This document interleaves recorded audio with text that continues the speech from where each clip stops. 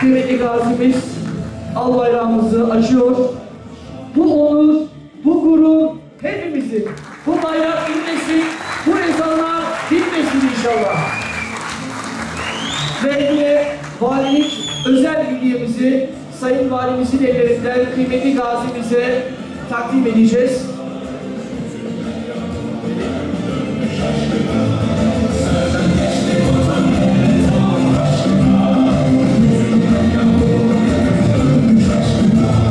Teşekkür ediyoruz, saygılar sunuyoruz.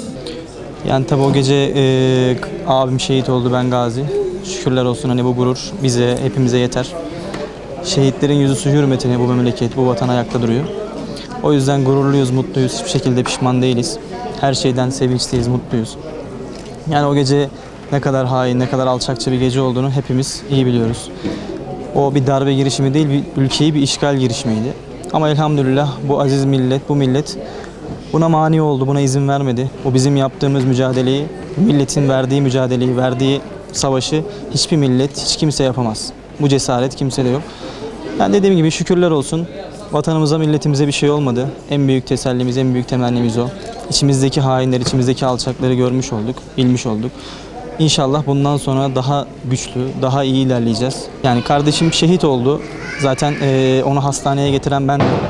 Yani aynı arabada geldik. Beraber geldik ama yani ne yazık ki ben de şehadeti kaçırmıştım. Sadece 1 milimle hayatta kaldım. Doktorun bana söylediği, hayatımda senin kadar şanslı bir insan görmedim dedi. Çünkü kurşun damarımı, sinirimi, kemiğimi hepsini sıyırıp sadece etimi alıp götürmüştü. Bu üçünün arasından geçip sadece etimi alıp götürmüştü. Hayatımda senin kadar şanslı bir insan görmedim dedi ama tabii ona göre şanslı. Biz şehadeti kaçırdığımız için üzülüyoruz. Çünkü şehitlik bir insanoğlu, bizim bir Müslüman için ulaşabileceğimiz en büyük mertebe, en yüce mertebe. O yüzden biz o gece de olduğu gibi şehit olmaya güle güle, koşa koşa, oynaya oynaya gittik. Keşke bize de nasip olsaydı, gerçekten çok isterdik. Benim hayatımda kardeşimi kıskandığım tek yönü budur. Ona nasip oldu, bize nasip olmadı. Biz hayatımız boyunca hep beraber, her şeyimizi beraber yaşadık. O gece de yine yan yanaydık, beraber vurulduk. Kardeşime nasip oldu, bize nasip olmadı ama tabii bu bir isyan değil. Allah'a şükürler olsun, biz de gazi olduk. Yüce Rabbimden iyi bilecek durumumuz da yok. O her şeyin en iyisini bilir, her şeye kadirdir. O yüzden dolayı gazi olduğumuz için de gururlu ve sevinçliyiz.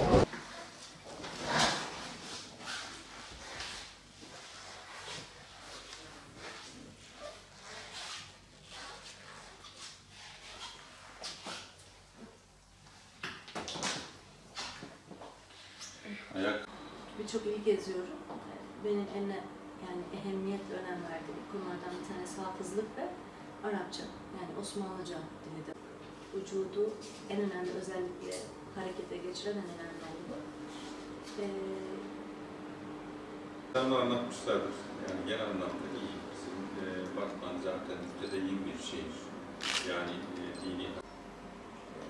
Devam ediyor tabii. Peki Arapça, Osmanlıca eğitimleri var mı bizim üstünlüğümüz olarak? Şimdi az önce medreseler bağlamış çerçevesinde dedik. Medresede Arapça eğitimi var zaten. Yani medresede yani 7-8 yıl sürüyor. Bizim en basit ifadesiyle emsile binaen başlıyor çocuk. Müezzinlerimiz var. İşte yaz kursları bizim için çok önemli bir fırsat yani. Yani çocuklar önümüze kadar camiye, Kur'an kurslarına kadar gelmiş. Gönderiliyor, hafızlığa devam. Yazda devam ediyorlar. Peki burada öyle bir sistem var mı? İşte burada yok bu sistem. Burada yok. 32 santim platinler, 4-5 tane çivilerle. Bayağı bir sıkıntılıyız.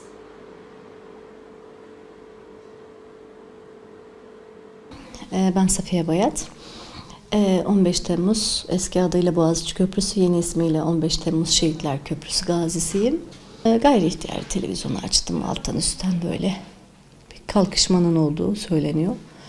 Zaten dışarı kıyafetlerim vardı. Hemen daha kalın kıyafet giyerek, işte çantamı hazırlayarak içine ilaçlar, yara bezleri, yara bantları, bir takım ağrı kesiciler falan doldurdum.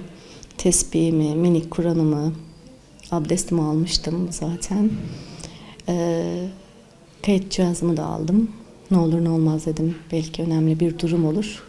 Kaydederim diye. Hemen yürümeye başladım. Çengele yürüdüm öncelikle. Çengelköy normalde çok cıvıl cıvıl bir yerdir ama hiç kimse yok, araba yok, dükkanlar kapalı, benzin istasyonu kapalı falan. İlerledim ben Beylerbeyi'ne doğru. Eşim aradı o arada. Nereye gidiyorsun dedi. Köprüye gidiyorum dedim. Gitme geri dön dedi. Burası da çok karışık. O da Çamlıca gişelerinde kalmış. Durdurmuşlar onları da. Ben dedim yok gidiyorum. Gitme dedi. O da oradaki hareketliliğin sebebiyle telefonu kapattı. Daha da görüşemedik zaten onunla. Ben köprüye yürüdüm normalde. İnsanların kullanmadığı araç yolundan köprüye çıkarken ters yönden gelen bir itfaiye aracı gördüm. Arkası hınca hınç asker dolu ve farları yanmıyor. Bir anlam veremedim açıkçası. Sonra köprüye çıkarken polisler tarafından durduruldum. İleriye gitmenin tehlikeli olduğu yönünde ikazlar aldım. Ben dedim gideceğim. Yani sormadan, anlamadan bir eylemin açıkçası doğru olduğunu bana kimse söyleyemez. Yani önce anlamanız, önce sormanız ve ne şekilde yapıldığını bilmeniz gerekiyor. Yolu zorla aldım. Ben gideceğim dedim. Gittim, ilerledim.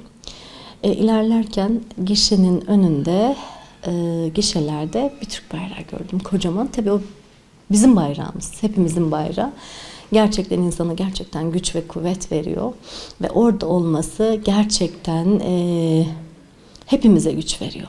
Bana da orada güç veren şeylerden biriydi. Bayrağımı görmek. Abla dediler tutanlar, gitme ileride şu çizgiyi açtıktan sonra ateş açıyorlar. Dedim ben gideceğim yani duymamazlıktan geleceğim. Ben biraz ilerledim. Sanırım onların dedikleri sınırı geçtim. Tanktan ateş açmaya başladılar üzerime. Allah tabii hiçbir kurşunu nasiplendirmedi o anda. İlerledim. Hain rütbeliyle karşı karşıya kaldım. Onunla bayağı bir mücadeleye girdik. Yaptıklarının yanlış olduğunu, bunu yapmamaları gerektiğini ve burayı terk etmeleri gerektiği yönünde bayağı açıklayıcı, düzgün dille, düzgün bir yürekle söylemeye, aklımın erdiğince, yüreğimin yettiğince söylemeye çalıştım. Ama tabii kafi gelmedi o hainlere. Arkadaki asker müsveddeleri de hain rütbeliye tabiydiler. Ben bu arada Boğaziçi Köprüsü'nün o hainlerinden bahsediyorum. Hiçbirisi hainliklerinden ve zulüm etmekten geri durmadılar. Hatta bana hain rütbeli eziyet ve zulümde bulundukça çok keyifleniyorlardı. Bunu açıkça söylemek istiyorum. Beni çok hırpaladı çünkü tartakladı, hırpaladı. Ben dedim yaptığınız yanlış. Bunu yapmayın. Ve arkandaki askerleri de boşuna peşinden sürükleme dedim. Bunu duyduğu anda beni kendine çekti, yanağımın üzerinden ateş açtı. Ben tabii tık yok, korkmadım da.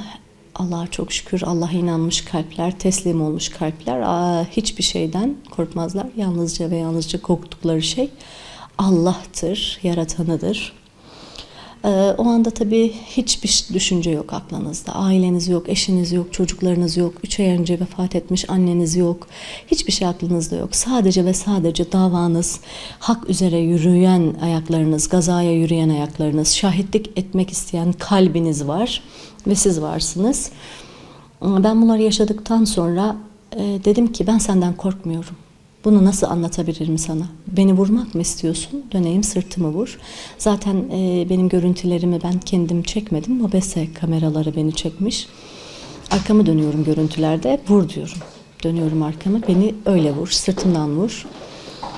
Sonrasında beni kendine çekiyor. Yine tartaklamaya, hırpalamaya devam ediyor. Artık anlıyorsunuz ki bunlar gerçekten çok zalimler, hainler ve daha fazla hırpalanmanın sana da faydası yok. En iyisi geri gel ve dua et dedim ben kendi kendime. Ama sözlerimi de söylemem gerekiyor. Yani bunları yine gönül diyor ki yine bunları uyar. Hani belki içinde merhamet eden olur. Belki sana sahip çıkan olur. Belki bir vatan sevdalısı çıkar. Zalim emire itaatsizlik edip onu vurur diye düşünürken arkadan sesler yükselmeye başladı. Ben konuştukça artık içeriye alalım mı komutanım, öldürelim mi komutanım? Ben hepsine yetmeye gayret gösterdim. Sen kimi içeriye alıyorsun, sen kimi vuruyorsun gibi sözlerle. Sonrasında en net cevabı vermeden önce hain bana çok kötü bakıyordu zaten. Bakışların ardından dedim ki sen çok zalimsin dedim. Arkandakileri de zalimleştirmeye çalışıyorsun. Ben gidiyorum ama sana söyleyeceğim çok şeyler var dedim. Siz dedim yenileceksiniz. Siz zalimlerdensiniz dedim. Çok kızdı. Hain rütbeli ve asker müsveddelerine dönerek işte anneniz sizi bugünler için doğurdu dedi. Ben de bu söz karşısında tabii dona kalıyorsunuz. Dedim ki siz yenileceksiniz. Geri döndüm. Ateş emri verdi arkamdan. Ben gişeleri geçtim. Polis panzerine kadar hiç ne sağa ne sola kaçmadan ilerledim. Arkamdan onlarca kurşun geldi. Giderken açılan tanktan, ateşten, gittiğimde tartaklanmam ve yanağımın üzerindeki açtığı ateşten ve arkamdan onlarca ateşten hiçbirini Rabbim nasip etmedi. Ben bunu şöyle dile getiriyorum. Allah zalimin karşısında sizin boynunuzu eğmez. Eğer inanmışsanız, teslim olmuşsanız.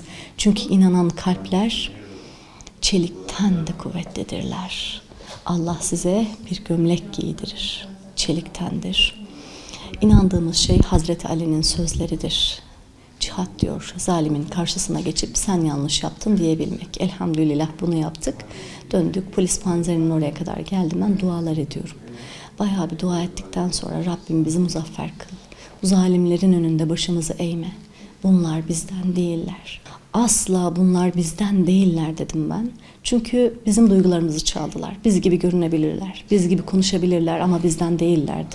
Sonrasında ben milletin geldiğini gördüm. Dualar ettikten sonra akın akın geliyorlardı. Durdurmak istedim açıkçası. Dedim bunlar çok zalimler, ileri gitmeyin. Ben konuştum. Büyük bir kanlı bir katliama imza atacaklar, gitmeyin. Biri dedi ki abla dedi kaçımızı öldürebilir? 100 mü? 200 mü? Razıyız. Tabii bu ümmet kardeşlerinizin arkasında yürümek ne şeref. Durdurmak ne haddimize. Yürüdük, beni sürekli arkaya itiyorlar. Sana bir şey olmasın ablacığım. Aman sana bir şey olmasın diyerek. Yani sizin için ölümü göze alacak ümmet kardeşleriniz var. Her yerden, her ilden, her cenahtan herkes orada. Çünkü vatan toprak söz konusu. Herkes orada ilerlediler. Ve hunharca inanın çok zalimce vuruldular. Tabii mücadele bundan sonra yaralı almak, elimizden geldiği şekilde hastanelere gönderilmelerini sağlıkla bunları yapmaktı. Elimizden geldiği kadar yaptık. 3, 5, 7, 9. Sonra bir bayan yaralandı dediler. Ben ona giderken kurşunlanıyorum. Ne büyük şeref. Tabii G3 mermisi çok şiddetli bir mermi. Havaya uçuyorsunuz. Düşüyorsunuz. Ama tabii gerçekten önde giden kardeşleriniz sizi nasıl arkaya itmişse, sizin için ölmek istiyorsa, ben de kız kardeşim için ölmek istedim. Yaralandım diyemedim. Lütfen o kız kardeşime koşun diyebildim. Ama o son nefesini verdi gözlerimizin önünde. Ateş hattına zaten alınamıyorlardı. Ben de yani oldukça kan kaybettim o ateş hattında. Elini kaldırıp yaralıyı almak isteyenleri dahi vurdular. Bu çok zalimce bir şey tabii. Sonrasında da işte beni bir şekilde ateş hattına girip bizler gibi, ben de ateş hattına girerek kız kardeşimi almaya çalışmıştım çünkü. Cengaverlerimiz bitmez, ümmet kardeşlerimiz bitmez elhamdülillah. Çektiler beni. Herhangi bir araca bindirilerek Ataşehir'deki özel bir hastanede 18 gün boyunca tedavi gördüm. Hala tedavim de devam ediyor. G3 mermisi gerçekten girmiş çıkmış, kaval kemiğim parçalı kırık. Büyük bir platinle yaşıyorum, çivilerle yaşıyorum. Biraz aksıyorum ama hamurumuz toprak. Ve vatan için bir tane eksik olmuş ne yazar? Yeter ki vatanımız böyle güzel, böyle özgürlükler içinde, böyle hürce, herkesin bir arada yaşadığı bir cennet haline dönüşebilsin diye hak davası üzerine çıktık. Başımız da bu yolda gitsin inşallah. Son sözlerime şununla bitireyim. Biz Türkiye Cumhuriyeti olarak öncelikle bir ümmet kardeşliğinde birleşiriz. Bizim adımız ne olursa olsun, Laz, Çerkez, Kürt, Türk ama soyadımız Türkiye. Hep birlikte inanıyoruz ki bu vatan toprağı kanla alındı. Bir kişi dahi kalsa kanla verilemez ve vermeyiz de. Teşekkür ediyorum. Teşekkür ederim.